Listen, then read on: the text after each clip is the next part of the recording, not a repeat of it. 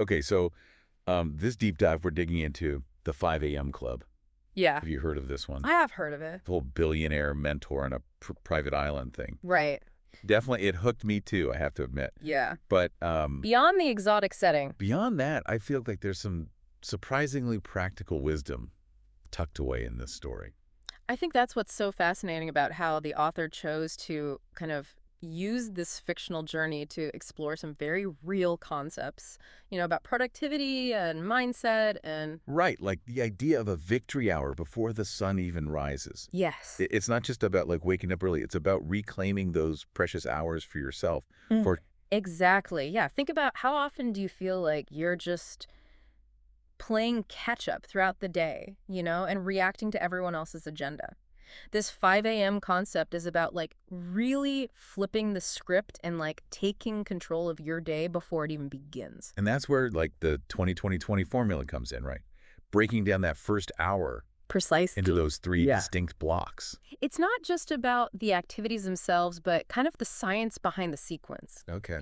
Starting with 20 minutes of intense exercise isn't just about kind of waking your body up. It's about getting all those kind of feel-good chemicals like dopamine and serotonin flooding your system. Okay, so you're setting the stage for a more focused and positive Definitely. mindset right off the bat. Yeah, and then you kind of shift gears from movement to mindfulness with the next 20 minutes dedicated to reflection. So this is where you kind of give yourself space to process, to journal, to meditate, Yeah. to even just sit quietly and appreciate the silence. Yeah, this intentional pause before the day's kind of demands hit can be really transformative, I think, especially for those of us who just kind of tend to hit the ground running and never really slow down. But then that last 20 minutes of this victory hour is all about growth. Exactly. This is where you're kind of feeding your mind, whether it's reading or listening to a podcast or, even tackling a challenging work task. Yeah. The key is to kind of use this time to like really build momentum for the day ahead. It's funny, the book talks about how even the most resistant characters, like they use the example of like this entrepreneur and like he's like calling the billionaire's methods nutso at first, Yeah. but like ends up experiencing like these incredible transformations. Well, I think what's so interesting is it's not even just like their initial skepticism, it's how their perspective shifts once they actually commit to the process, Yeah. The author does a really great job of kind of illustrating how these small, consistent actions, done day after day can lead to such remarkable results over time, even in the face of resistance. It's like that whole compound effect concept in actions, right? Exactly. Just like investing a small amount of money consistently can lead to significant wealth over time. Right. Investing in yourself consistently, even in small ways, Hmm. can have a huge impact on your life. Precisely. And I love how that concept of overcoming resistance is something we see, throughout the book, not just with the morning routine. Absolutely. Take like the 9901 rule, for example. Yeah. Dedicating the first 90 minutes of your workday to your single most important task. Right. Sounds great in theory, In theory, yes. but in reality, like distractions are everywhere. Oh, absolutely. That's where the tight bubble of total focus comes in. It's something the billionaire talks about, this concept of kind of consciously creating a space that is free from distractions. Yeah. No emails, no phone, no multitasking, just you and kind of this one task. Easier said than done, right? Of course, yeah. Yeah. But, think about it this way. What if you could just increase your focus and your productivity by even 10% each day, just by implementing this one rule? What kind of impact could that have on your work, on your goals, on even just your sense of accomplishment at the end of the day? That's a powerful way to reframe it. Yeah, It's not just about like the task itself. It's like you're training your mind to like focus and to like resist those yeah, tempting distractions. exactly. And, if maintaining that kind of laser focus for a full 90 minutes feels daunting, the book offers another kind of tool or framework, which is the 60-10 method. Right. This one's all about working in those shorter bursts, those 60-minute sprints, Yes. followed by 10 minutes of Active recovery. active recovery. And this is where kind of understanding your own energy cycles can be so crucial, Oh, interesting. Are you a morning person? Right. Or a community person? Hmm. When do you naturally experience kind of those peaks and dips in your focus throughout the day?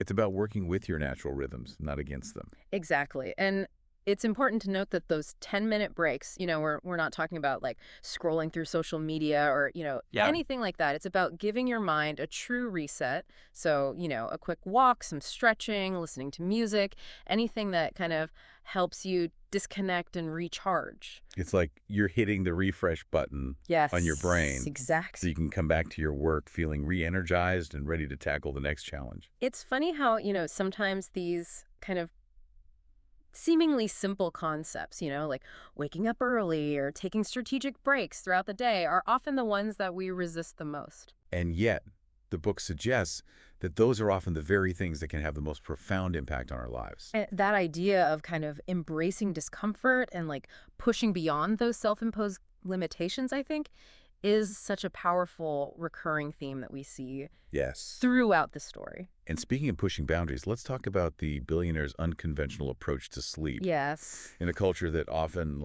glorifies the hustle and sleep deprivation. Yeah. His perspective is so refreshing. It's this idea of kind of strategic recovery, which he ties into this concept of the twin cycles of elite performance. So the idea that in order to achieve at your highest level, you need these periods of like really intense effort, pushing yourself to the edge, but you also need these periods of very intentional recovery where you're allowing your mind and body to kind of recharge and reset. Okay, so it's not just about working hard, it's about resting hard too. Precisely. Think of it like a, high performance athlete. Yeah. They're not just training constantly, they're prioritizing rest and recovery as this essential part of their training regimen. Yeah. And it's the same for our minds. So how do we kind of apply that to our own life? What does strategic recovery actually look like? I think it starts with this recognition that rest isn't a luxury, right? It's not selfish. It is truly a necessity for peak performance. It's about building in downtime into your schedule, just like you would any other appointment. So instead of wearing those late nights as a badge of honor, it's about recognizing that prioritizing sleep is actually an investment And in our it's 100%. productivity and well-being. Exactly. And the book goes beyond kind of just the physical benefits of sleep, right? Right. It talks about how sleep impacts our emotional intelligence, our creativity, even our decision-making abilities. One of the things that really struck me about the 5 a.m. Club was this emphasis on mentorship. Oh. The billionaire mentor and the spellbinder, they both play such pivotal roles in the characters' transformations. It really highlights how crucial, guidance and support can be when you're on that path to kind of self-improvement and, personal growth. Having someone who can challenge your assumptions, offer kind of fresh perspectives, provide encouragement when you hit those inevitable roadblocks. I mean, It's like having a personal guide on the side, right. kind of nudging you forward, helping you navigate the terrain. Exactly, exactly. And it doesn't even always have to be like a formal mentorship. Yeah. It could be a trusted friend, a colleague, a family member, someone who just kind of inspires you to be your best self. Right. And the billionaire calls this your heroic human circle. Yes. Those individuals who kind of uplift you and empower you. Love that. Speaking of which, the book really delves into the importance of mindset, right? 100%. Yeah, the billionaire, he really emphasizes how our thoughts shape our reality. He's a big believer in the power of like mantras and affirmations to kind of cultivate that self-belief and overcome those kind of self-sabotaging thoughts that can so easily creep in. Yeah, and one that really resonated with me was, all the money in the world will not bring this day back again. Oh, wow. And so I seize it and I savor it and I honor it. It's powerful. The powerful reminder to be present, don't you think? Absolutely. It speaks to this idea of kind of shifting from a scarcity mindset to an abundance mindset. Yes. Which is a kind of recurring theme I noticed throughout the book. Yes. It's about really appreciating what we already have, the beauty in our lives right now, rather than constantly striving for more and more and more. Yeah, it's funny because, the billionaire character, he has achieved such incredible wealth and success. Yeah. Yet he constantly emphasizes, the fleeting nature of time. Yeah. And, the importance of, finding joy in, the simple things. 100%. Yeah, he encourages the characters and by extension us as the reader to really kind of reflect on what truly matters in life, right? It's Yeah. not about accumulating all this, these possessions or even accolades. It's about cultivating those experiences, relationships, a sense of true purpose. Like that scene where like he finds the message in a bottle on Yes. the beach. It's Yes. like this symbolic reminder, I think, to kind of like focus on our own unique journey and like discover what truly makes us like come alive. And to live intentionally, right? To be making those conscious choices that are really aligned with our values and our aspirations rather than just kind of going through the motions. Yeah. And I loved the way the author kind of connected this idea of intentional living to the pursuit of mastery. Interesting. The billionaire's obsessed with like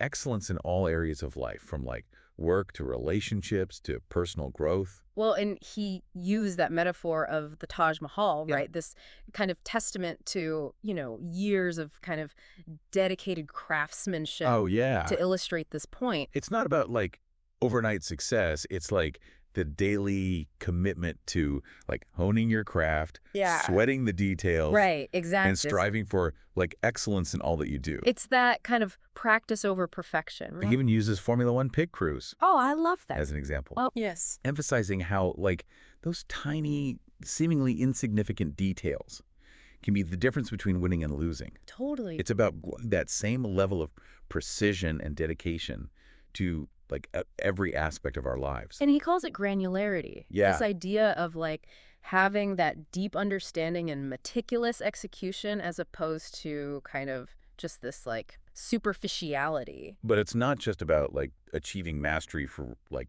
personal gain. Yeah, absolutely not. And I think that's a really important distinction that the billionaire makes. He talks about the importance of kind of using our talents, our influence to make a positive impact on the world. Yeah. It's about living a life of service, of contributing to something larger than ourselves. For someone who talks about waking up at 5 a.m., this billionaire sure seems to pack a lot into his day. Yeah. But seriously, the book really resonated with me. And I think it's because like it goes beyond just like productivity hacks and tips and tricks. It's really about like designing a life Yes. of purpose, meaning, and even like joy. 100%. And I think that's what makes it so much more than just another kind of self-help book, right? Yeah. It's about really kind of connecting with our deepest potential and living a life that truly reflects who we're meant to be.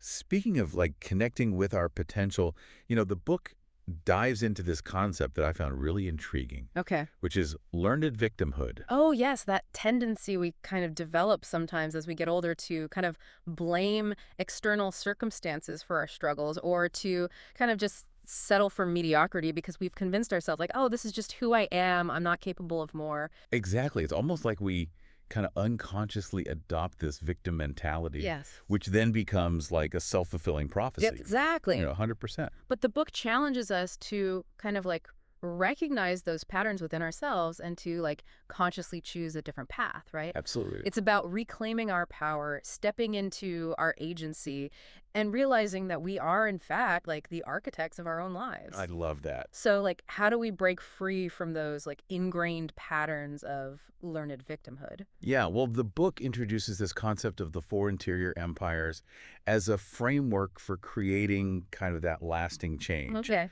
And it's this really holistic approach to self-mastery that addresses not just our kind of external achievements, Yep. but also our inner world, Yep. right? So the four empires are mindset, heart set, health set, and soul set. Okay, break that down for us. Okay, so mindset is kind of what it sounds like, right? It's about mastering our thoughts, cultivating that self-belief, challenging those limiting beliefs that so often hold us back. Yeah, so instead of saying like, I can't, it's like asking yourself, how can I? Exactly, yeah. Flipping the script. Yeah. Heart set is about cultivating emotional intelligence, Yeah.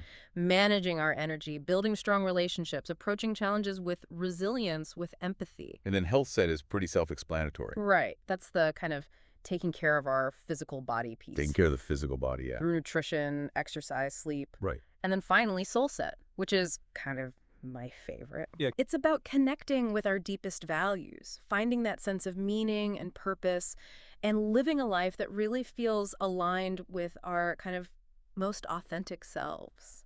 It's interesting how all of this kind of ties back to that idea of the heroic human circle we discussed earlier. Totally. The billionaire suggesting that true leadership isn't about like a title or a position. It's not. It's about embodying those virtues of courage and integrity and Yeah. service and love In our daily lives. in our daily lives. 100%. It's about like inspiring others by example, Yeah, showing up authentically. showing up authentically and like using our strengths to make a positive impact Yes. on the world around us. Beautiful. I love that. And that brings us to something else. The book really drives home the importance of savoring life's experiences. Yes. You know, even with all his wealth and success, the billionaire like emphasizes the preciousness of time Right. and encourages the characters to like really appreciate each moment. To be present, and not just physically present, Right. but emotionally and mentally present. Yeah. It's about cultivating gratitude for, those little things, finding joy in the everyday, and creating memories that will truly last a lifetime. It's interesting like how the book kind of ties this whole idea of like savoring life back to like the 90901 rule and the 60-10 method. You know, Yeah. it might seem like counterintuitive, Yeah. right? Like that focusing on like the present moment could actually enhance your productivity. But like the billionaire argues that when we're fully engaged in the task at hand, like we're not letting our minds wander to the past or to like the future. Like Right. that's when we tap into like our peak performance. He calls it being in a state of flow, Yes. where like time seems to disappear and you're just like completely immersed in your work. Which like reminds me of that whole concept. He introduces transient hypofrontality. Oh, yeah. It yeah. sounds very complicated. Yeah. But it's essentially kind of that state of like relaxed focus where our brains are actually able to kind of like make new connections, come up with those like really innovative ideas. And it's like, it's often during those times when we're not like actively trying to force creativity, right? Yes. That like those aha moments Totally. seem to bubble up. Yeah, think about like when do you get your best ideas? Is it in the shower? Is it on a walk? Is it, doing the dishes? Like it's like our subconscious mind needs that space to kind of process and make those connections. And like those 10-minute breaks we talked about earlier. Yeah, That's like prime time for like tapping into that state of transient hypofrontality. totally. Yeah, stepping away from your work, engaging in something enjoyable, relaxing can actually make you so much more productive in the long run. So it's not just about like squeezing every last drop It's not. out of those 60 minutes of work. It's about using those 10 minutes strategically Yes. to kind of like recharge and reset. Precisely. Yeah. And I think that ties back so beautifully to kind of the billionaire's emphasis on, not just sleep, but massage, even those things that might seem kind of indulgent, like, dancing or spending time in nature. Like, he's not advocating for laziness here. Right. But I think he's advocating for a more holistic approach to productivity, one that really honors kind of the importance of both effort and recovery. It's about honoring like our physical, our mental, and our emotional needs. Yes. Not just like pushing ourselves to the point of burnout. 100%. And speaking of like honoring our needs, the book talks about like these cryptic notations, I feel like, on the billionaire's framework for an amazing day. Oh, yes. These little reminders he like jots down to Yeah. like keep himself on track. Yes. Love that. Like 2 two world-class workouts each week. Keep it moving. Keep it moving. Like it's not just about like going through the motions. It's Yeah. about like pushing yourself, I think, physically and mentally. Right. And then there's 2MP, 90-minute massages every week. Yeah, cool. Yeah. Sign me up. Right. Like I love that. it might seem extravagant, but like he really does emphasize like the importance of massage. For sure. Yeah, for both like physical and mental recovery, right? Yeah. It's not just about kind of like soothing sore muscles. It's about like calming the nervous system. He even talks about how like regular massage can like reduce stress, improve sleep, and like even boost our immune system. Yeah, absolutely. And let's not forget the power of human touch, right? Right. Like in a culture that is increasingly digital, I think those moments of genuine connection are more important than ever.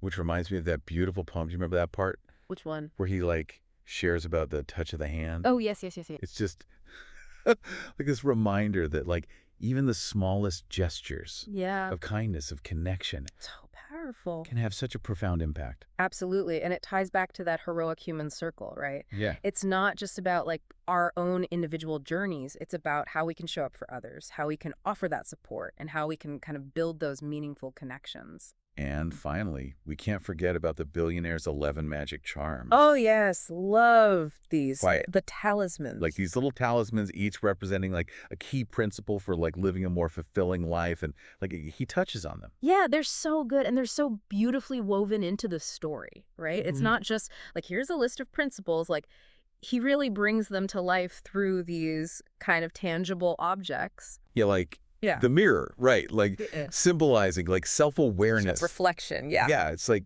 this reminder to like take responsibility for our own happiness Yes. and to focus on what we can control, Which is ourselves. which is ourselves Yeah. ultimately. Yes. And then there's the flower representing like the beauty of experiences over material possessions. 100%. Yeah. It's about shifting our focus from, you know, always trying to acquire more things to really savoring those moments, collecting memories instead of clutter, Yeah. essentially. And that's like what I love about this book. It's Mm. just full of these little nuggets of wisdom that really do stay with you, You do. like long after you finished reading. Yeah, it's not just something you read and you're like, okay, next. It Yeah. really does get in there. Yeah. I love that. It's a reminder that like true success, it's not just about like those external achievements, Right. Mm-hmm. but it's about like living a life that like feels meaningful Yes. and aligned with our values. 100%. Beautifully said.